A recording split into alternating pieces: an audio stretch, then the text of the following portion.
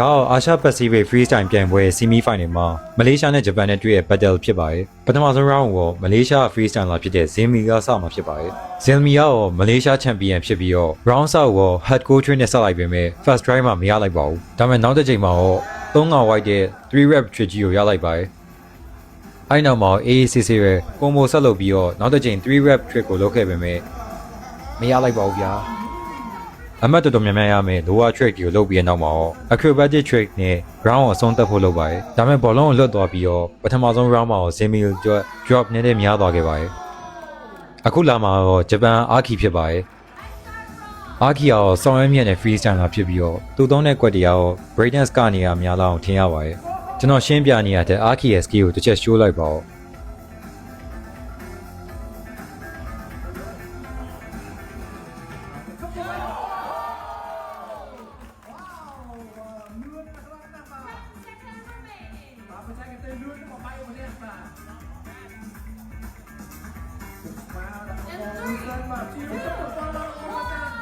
အာခီယာပထမဆုံး round မှာ flow ကောင်းကောင်းပြသသွားခဲ့ပါတယ်။အခုချိန်မှာ Zilmi ရဲ့ second round လာပါပြီ။ Oof Zilmi ရဲ့ second round ကို signature lower trick ကြီးနဲ့စလိုက်ပါတယ်။အဲ့နောက်မှာ acrobatic skill နဲ့စဖြုတ်ပါတယ်။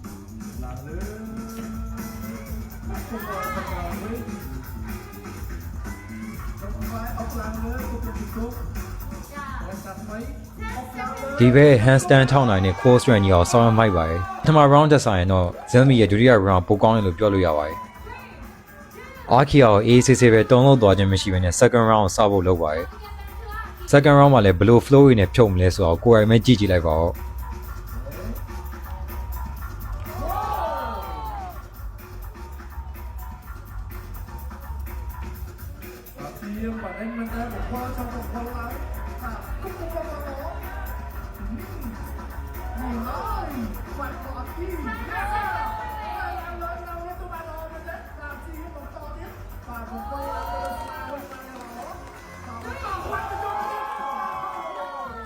မတည်တဲ့မှုတွေနည်းခဲ့ရှိခဲ့ပေမဲ့အာခီရဲ့ second round တော်တော်ကျန်းတယ်လို့ပြောလို့ရပါတယ်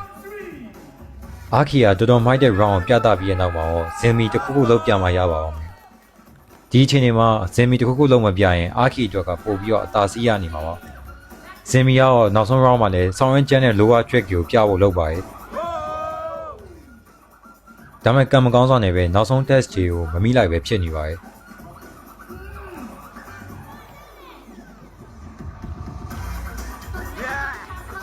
lower trick တွေကိုမရလိုက်တဲ့နောက်မှာ Zilmi က acrobatic flow နဲ့ပဲဖြုတ်ဖို့လုပ်ပါတယ်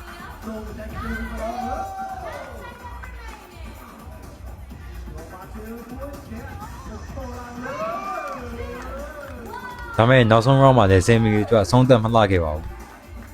ဒီအချိန်မှာတော့အာခီအတွက်အသာစီးရနေဖြစ်တဲ့အတွက်နောက်ဆုံး round AC လေးဖြုတ်သွားဖို့ပဲလိုပါပါ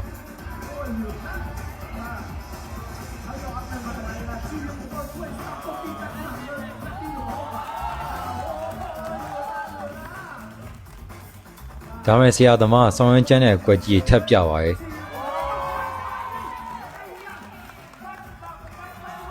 catch လုပ်တဲ့ trick မှာတစ်ချက်လွတ်သွားပေမဲ့ ACC ပဲထပ်ပြီးတော့ round ကိုဆောင်းသွားဖို့လုပ်ပါရဲ့ဒီပြိုင်ပွဲမှာနိုင်သွားရလို့ထင်တဲ့သူကိုလည်း comment မှာရေးပေးနိုင်ပါရဲ့ peace